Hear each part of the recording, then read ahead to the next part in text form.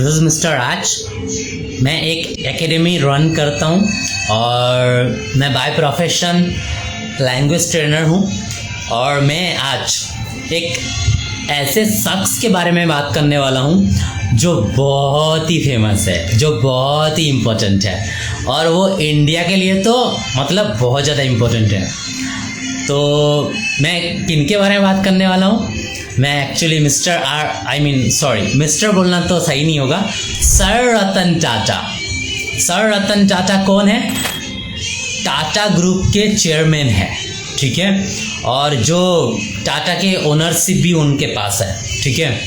तो उनके बारे में बहुत सारे बात करने वाला हूँ जो आप लोगों को कुछ बातें पता भी नहीं होगा, और वो सारे बातें आप जानेंगे उनके बारे में तो आपको पता लगेगा उन्होंने क्या सैक्रिफिकेशंस किया है कंट्री के लिए, और आपके सच में घुसबुम रोंगटे खड़े हो जाएंगे। मेरे तो रोंगटे खड़े हो चुके हैं कि मैं उनके बारे में बात करने वाला हूँ। उनके बारे में बहुत सारी चीज़ें मैं जान चुका हूँ।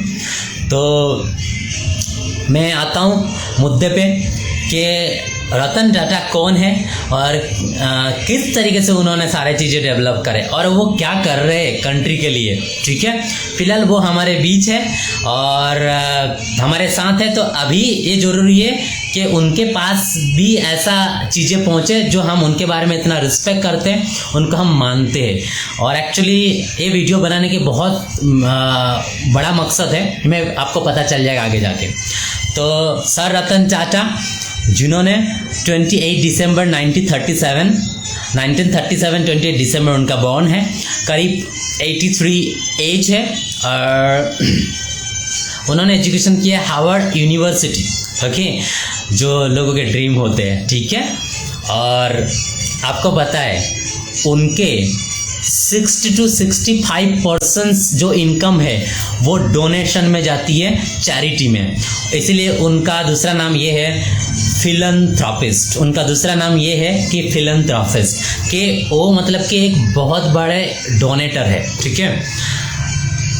एक्चुअली उनको लंदन के अंदर ये जो मिस्टर रतन टाटा बोलना गलत होगा, क्योंकि लंदन के अंदर उनको एक टाइटल दिए गए थे कि sir Ratan Tata honorary night, जो होता है सर रतन टाटा, जो लंदन में उनको दिए गए जब वो लंदन में थे।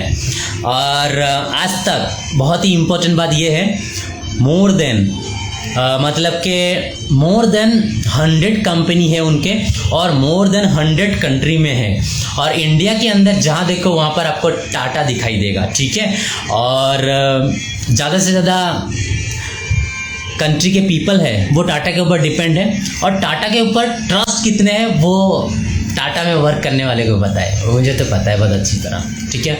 मैं बहुत ही ज़्यादा पॉजिटिव हूँ, बहुत ही ज़्यादा मैं प्राउड फील करता हूँ कि मैं उनके बारे में बात कर रहा हूँ, मेरी कोई भी सिचुएशन हो, लेकिन मैं तो आज बहुत ज़्यादा हैप्पी हूँ कि मैं उनके बारे में बात कर रहा हूँ, ठीक है।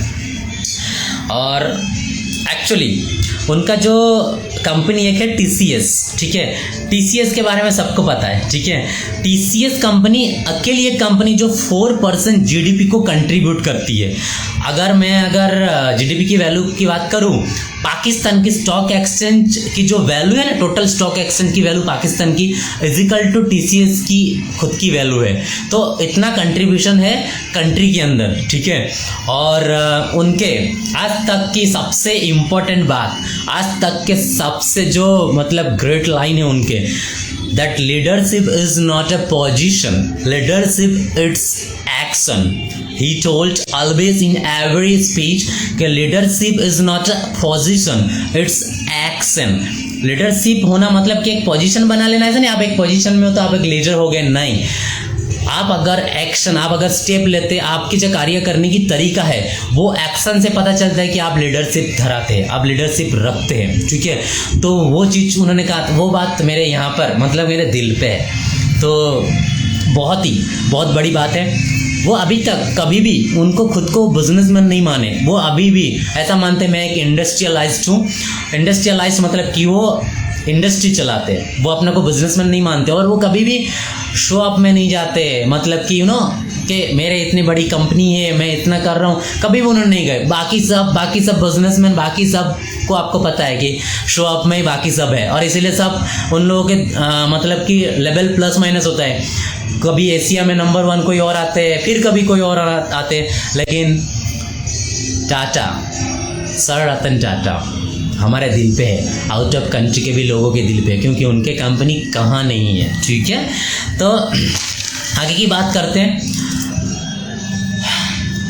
सर रतन टाटा के जो टैक्स, अगर टैक्स पे स्केल की बात करें, लगभग 50,000 करोड़ से भी ज़्यादा वो टैक्स पे करते कंट्री को।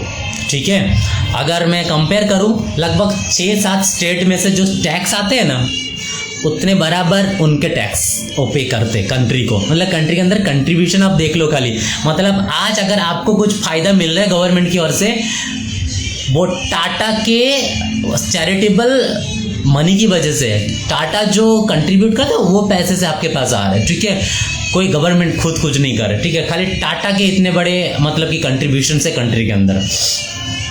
तो अब हम बात करेंगे उनके पर्सनल लाइफ के बारे में। ये सुन के आपके सच में रोंगटे खड़े हो जाएंगे।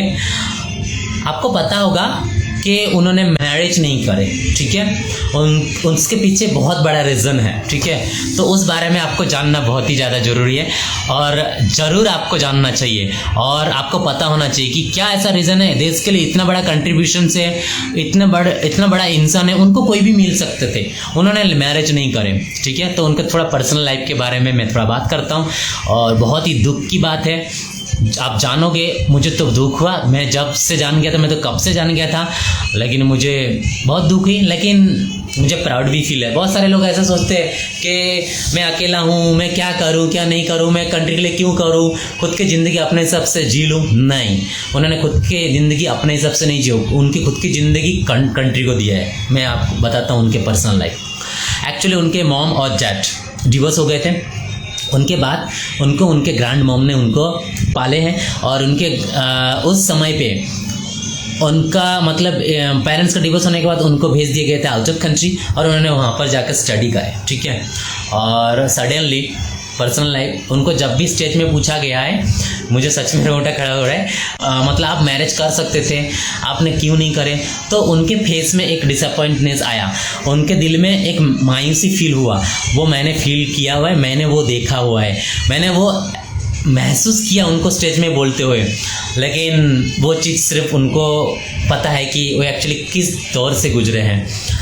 एक्चुअली जब वो स्टडी कर रहे थे लॉस एंजल्स में, जब थे वो लॉस एंजल्स अमेरिका में जब थे, वो एक लड़की से मिले थे, तो वो लड़की से उनके बेहद प्यार हो गए थे। वो लड़की भी बहुत प्यार करती थी उनको, लेकिन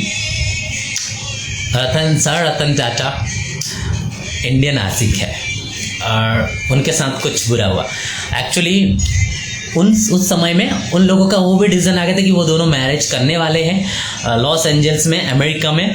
जो लड़की से उन्होंने मिले थे, तो उस समय की बात है, वो ईयर है 1962, 1962 में।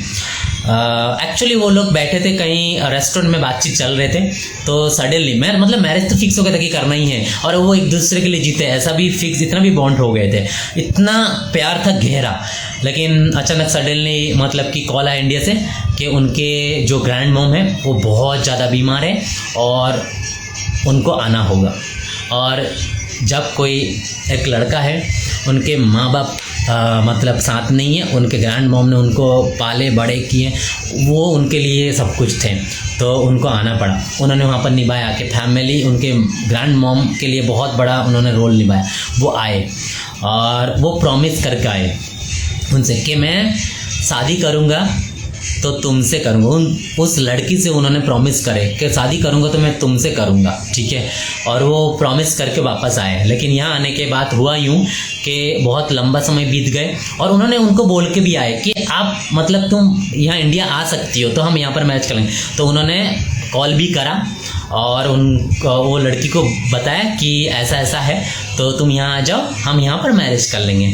लेकिन उस समय पे यहाँ पर कुछ वॉर चल रहा था, तो चाइना इंडिया में भी कोई कंट्री का वॉर चल रहा था। तो उस समय पे उनके पेरेंट्स ने ये सोचा कि मुझे मेरे लड़की को नहीं भेजना है, ठीक है। तो इस वजह से वो लड़की यहाँ पर नहीं आ पाई और वो लड़की वहाँ पर जाके ऑलरेडी वो लड़की जो है वहाँ पर अपने हिसाब से मतलब कि वो लड़की की शादी भी हो गई, बाद में इनको पता चला। तो ये बात मतलब कि सच में बहुत दुख की बात है कि ऐसे शख्स मतलब कि बहुत ही ज़्यादा मतलब कि इम्पोर्टेंट पर्सन है, और ये शख्स जो बहुत ही मतलब कि ईमानदार है, वो लड़की को पता था लेकिन वो लड़की ने शादी कर ली। लेकिन सर रतन टाटा इंडियन है, एक सच्चे आशिक थे। तो उन्होंने मतलब कि ऐसा मतलब कि प्रॉमिस करे थे, इतना लॉयल थे वो कि उन्होंने ऐसा बोल दिए थे कि अगर शादी करना है, शादी करूँगा तो मतलब मैं तुमसे ही करूँगा। लेकिन वो लड़की ने लॉयल्टी नहीं निभाई और वो शादी कर ली। लेकिन सर रतन टाटा को पता था कि वो लड़की ने रॉयल नहीं रही, लेकिन फिर भी हमारे सर रतन टाटा वादा निभाए और उन्होंने आज तक ज़िंदगी में शादी नहीं करी। तो सच्ची में मुझे बहुत दुख हुआ इस बारे में। और उन्होंने शादी सिर्फ इसीलिए नहीं की कि उन्होंने प्यार किया एक ही लड़की को और उन्होंने साथ निभाने की वादा किया उसी लड़की को, और शादी नहीं करना है तो मैं किसी से नहीं करना है तो उसी लड़की से। और वो लड़की ने वो वादा नहीं निभाया, लेकिन इन्होंने अपनी लॉयल्टी, जबकि वो लड़की सामने लॉयल नहीं थी। ये होता है हमारे सर रतन टाटा। तो इनके बारे में कितने भी वर्ड्स बोले कम होते हैं, ठीक है। अब एक दूसरा इमोशनल बात मैं करता हूँ उनके बारे में। 2008 26 नवंबर, सबको याद होगा ताज अटैक जब हुआ था ना 2008 में, उस समय पे ताज अटैक जब हुए थे तब बहुत सारे लोग मतलब मारे गए थे। होटल के अंदर, होटल के बाहर बहुत सारे पुलिस वाले, बहुत सारे लोग घायल हुए थे। लेकिन सर रतन टाटा सिर्फ उनके स्टाफ को, उनके वो होटल में काम करने वाले स्टाफ को पैसा नहीं चुकाए, उनके स्टाफ को भी पैसा चुकाए। होटल के बाहर जिनको लेना देना नहीं था होटल से, जिनको भी ईजा पहुंचा, जिनको भी चोट लगा, जो भी पुलिस वाले को चोट लगा, उनको उन्होंने भरपाई करे। और बहुत सारे लोगों को उन्होंने परमानेंट सैलरी में भी रखे। और एक ईमानदारी की बात करूं, उस होटल में जब ये अटैक हुए थे, उनके एम्प्लॉय इतने मतलब कि ईमानदार थे, क्योंकि हमारे सर रतन टाटा तो ईमानदार, उनके अंदर बहुत कुछ के बारे। आई एम रियली हैप्पी। तो इतना उनके एम्प्लॉय इतने मतलब कि लॉयल थे कि एम्प्लॉय अपने जान को बाजी लगा के जो होटल की गेस्ट थे उनको सेव करने में रेडी लगे थे। आप पूरा हिस्ट्री चेक कर लेना। और उनमें से ऐसा भी रिकॉर्ड है, एक एम्प्लॉय की मतलब वाइफ है और बच्चे जो 3rd फ्लोर में कहीं फंसे हुए थे और उनको गोली लग गई थी। वो बात सुनने के बाद भी वो एम्प्लॉय ने गेस्ट को संभालने में मदद करी, लेकिन वो वहाँ पर भावुक नहीं हुए, क्योंकि उनके बॉस, उनके सर कौन थे? सर रतन टाटा। तो सोच लो कि रतन टाटा कौन है। और रतन टाटा ने हमेशा उनके कभी भी कोई भी कंपनी में कभी भी मतलब कि हड़ताल हुए, कुछ भी हुए, वहाँ पर वो खुद आके नीचे बैठ के उस हड़ताल में उन्होंने साथ दिया कि हाँ, तुम्हें मैनेजमेंट से पैसे मिलने चाहिए, पगार में बढ़ोतरी होने चाहिए। तो मतलब कि क्या बोलूँ, मतलब कि उनको मतलब कि मैं हाथ जोड़ के नमन करूँ तो भी कम है। मतलब he is a god of our country. Yeah, really, he is a god of our country. I really grateful कि मैं इस कंट्री में रह रहा हूँ कि उस कंट्री में ऐसे शख्स भी है, ठीक है। और उनके नाम में एक कैंपेन चलाना है, इसलिए वीडियो बनाया हुआ है। ये वीडियो बनाने की मेन मकसद मेरा ये है कि वो एक ऑनेस्ट पर्सन, लॉयल पर्सन और कंट्री के लिए क्या नहीं किए, ठीक है। और उनके सारे के सारे चीज़ें मतलब 70% डोनेशंस में जाते हैं, वो कंट्री के डोनेशंस में जाते हैं, ठीक है। लेकिन अभी वो जिंदा है, लोगों को कदर नहीं है। जब उनको कुछ हो जाएगा तो लोग स्टेटस चढ़ाएंगे, वो करेंगे, नहीं, अभी वो जिंदा है तो अभी उनको रिस्पेक्ट करो। उनके लिए जितना मतलब रिस्पेक्ट शो करना वो करो, सोशल मीडिया यहाँ वहाँ। उनको पता होना चाहिए कि उन्होंने कंट्री के लिए किया, उन्होंने विदाउट एक्सपेक्टेशन। हम सच में हम जानते हैं कि उन्होंने हमारे कंट्री के लिए बहुत सारी चीज़ें किया है, तो वो सारी चीज़ें उनको सच में एहसास दिलाना है, ये हमारा फ़र्ज़ में आता है। और अगर ये हम नहीं करेंगे तो हम सच्चे इंडियन नहीं हैं। दूसरा कैंपेन ये है, आज तक जितने भी महान पुरुष रहे हैं उसमें से कुछ लोग खुद ही चीज़ को पास खुद ही करें, लेकिन यहाँ गर्व India, mister Ratan Tata, sir Ratan Tata, उनको भारत रत्न मिलना चाहिए, इनको भारत रत्न मिलना चाहिए। और इनके लिए आप सब लड़ो और सोशल मीडिया में स्प्रेड करो ये वीडियो, और उनको भारत रत्न मिलना ही चाहिए। एक कैंपेन है, ये एक कैंपेन है कि सर रतन टाटा के बारे में हम सब लड़ेंगे और उनको भारत रत्न दिलाएंगे कि वो हमारे इंडिया के गॉड है जो अभी भी जिंदा है, ठीक है। उनको कुछ नहीं होना चाहिए, अगर कुछ उनको होता है, मैं चाहता हूँ कि उनको ना हो, मेरी उम्र उनको लग जाए, मुझे कुछ भी हो कोई पर, क्योंकि मैं कंट्री के लिए इतना कुछ नहीं कर सकता, लेकिन वो जब तक जिंदा रहेंगे तब तक कंट्री के लिए कुछ ना कुछ वो करते रहेंगे, भले उनका कितना भी उम्र हो। अभी भी उनके नेक इरादे हैं, ठीक है, अभी भी वो उनको तकलीफ है, कभी कभार उनको प्रॉब्लम्स हो जाते हैं, मतलब कि उम्र हो गए तो ओबियसली डॉक्टर के टेक केयर में है। तो उस हालत में आप एक ऑनेस्ट इंडियन है ना, तो इस वीडियो को स्प्रेड करें, जितना हो सके उतना आप उस पहुंचाए, सोशल मीडिया में आप अपलोड करें।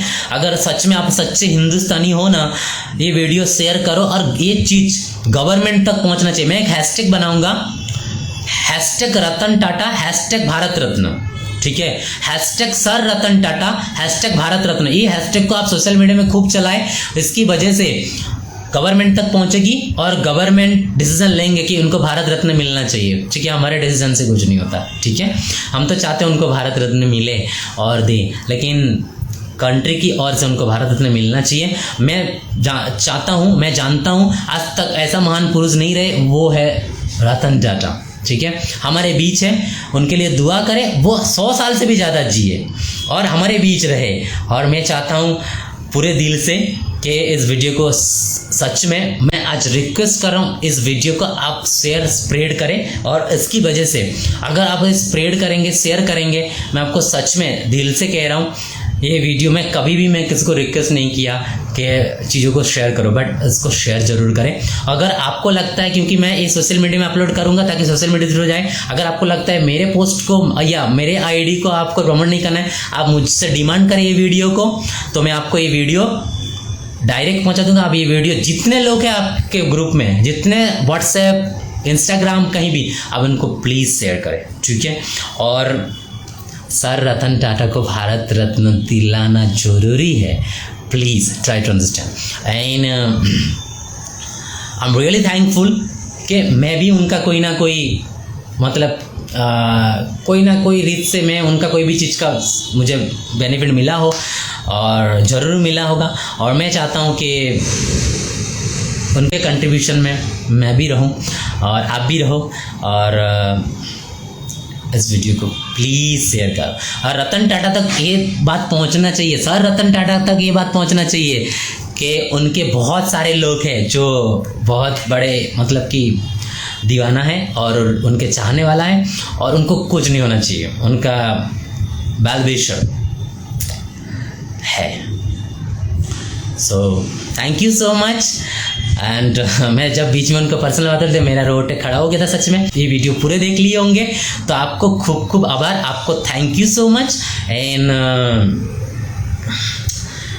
ये वीडियो देखने के बाद मुझे थैंक यू कहने की ज़रूरत नहीं है, आप सर रतन टाटा को थैंक यू बोलिएगा, ठीक है। बाय।